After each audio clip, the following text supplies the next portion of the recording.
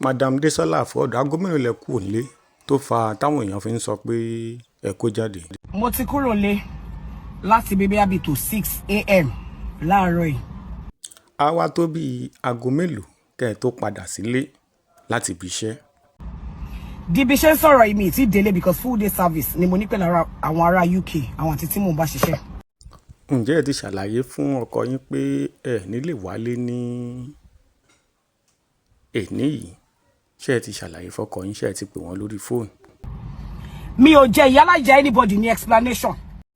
Kí ló dé àtọkọ yín àti gbogbo ọmọ Nàìjíríà náà ẹ ṣe lè sọ pé ẹ jẹ́ ìyálàjà anybody ní explanation? Kí ló fà á? Ṣé nǹkan kan ń gbénu yín ni àbẹ́ gbé nǹkan kan mì? Èmi ò mọ nǹkan tí mo gbé mi o. Mi ò mọ nǹkan tí mo gbé mi.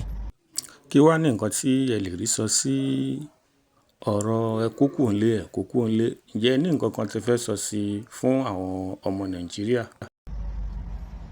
Fún gbogbo ẹnu tó bá fi ẹnu bàjẹ́ kàn mí, gbogbo nǹkan tó mí nínú nǹkan yín àti yìí tí ò mí ni Ọlọ́run máa fi dà yín láàmú. Inú àwẹ̀ la wà, ìyá wa ẹ rọra ṣépè, ṣùgbọ́n ṣé ẹ̀yin náà tọ́yàn kan ni àbí ẹ ṣe èèyàn kan ni? Mi ò tọ́yàn, mi ò wáyàn. Iṣẹ́ yìí tó jẹ́ ní legit iṣẹ́ tí mò ń ṣe yìí, òun nìkan ni mo nígbàgbọ́ nínú ẹ̀. Lẹ́yìn Ọlọ́run tó méèkì mi, tó méèdì mi, iṣẹ́ ọwọ́ mi ló tún gbé mi débi tí mo dé. Kò ń ṣe pé bí àmọ́ ń dóko kiri. Ṣé ẹ fura sẹ́nìkan ni àbí ẹ mọ ẹnìkan tó ń sọ̀kọ̀ kan pa yín àbí ọ̀rẹ́ tímọ́tímọ́ yín ló ń sọ̀sọ̀kúsọ nípa yín ni? Mi ìfẹ́ mọ ẹni náà ṣá tó bá wò pé ọmọ yìí ṣá o báyìí kásà báyìí àwòdì. Máa tún sọ nǹkan tó ń mí nínú nǹkan yín àti yìí tí ó mì ni Ọlọ́run lọ́jọ́ yìí ló máa fi dà yín láàmú. Ọlọ́run á wo bí ṣe ń struggle pẹ̀lú gbogbo nǹkan tó ń ṣe mí. Kí ni nǹkan tó ń ṣe yín gangan? Ẹ ṣàlàyé kí gbogbo ọmọ Nàìjíríà lè gbọ́ nǹkan tó ń ṣe yín bóyá wọ́n lè bá yín wá ojútùú sí.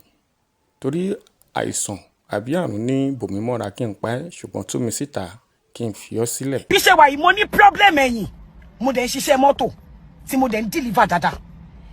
Despite gbogbo eléyìí ẹ sì ń rojọ́ náà. Ọlọ́wọ́ wá wò pé mi ò rí ti yín rò, ẹ rí tèmi wò. Gbogbo nǹkan tó mí nínú nǹkan yín àti yìí tí ó mì Ọlọ́run máa fi dà yín láàmú lórí ọ̀rọ̀ mi. Whatever anybody hear about me, if you cannot confront me with the person, ọ̀gá kò jẹrà àwọn ẹnu tẹbítẹbí ẹ. Torí pé jẹ́jẹ́ ni wàhálà máa jókòó, lè máa lọ máa tọ́. Mi ò fẹ́ wàhálà nínú ọdún yìí, torí ẹ mo ṣe avoid everybody ni mo ṣe dá wà. Dá tí ẹ mọ̀ dẹ̀ ni mo dá tàwọn tèmi mọ̀ lórí bíbá yìí. Mo dá tàwọn tèmi mọ̀ náà lórí ẹjọ́ nítorí tọ́lọ́. Mo fi Ọlọ́run ọba bẹ̀ yín. Tí anybody bá gbé stupid ẹjọ́ wá bá yín, tẹ́ ẹ bá ti lè confront mi kẹ́ pé onítọ̀hún kájọ máa wojú ara wa, ẹ má jórí WhatsApp mi o. Ẹ má pè mí o, tẹ́ ẹ bá fẹ́ ṣòfò ayé. Ẹ má pè mí ẹjọ́ nítorí tọ́lọ́run. Kó ní ká kú ṣe kí ni, kó jórúkọ fàdà.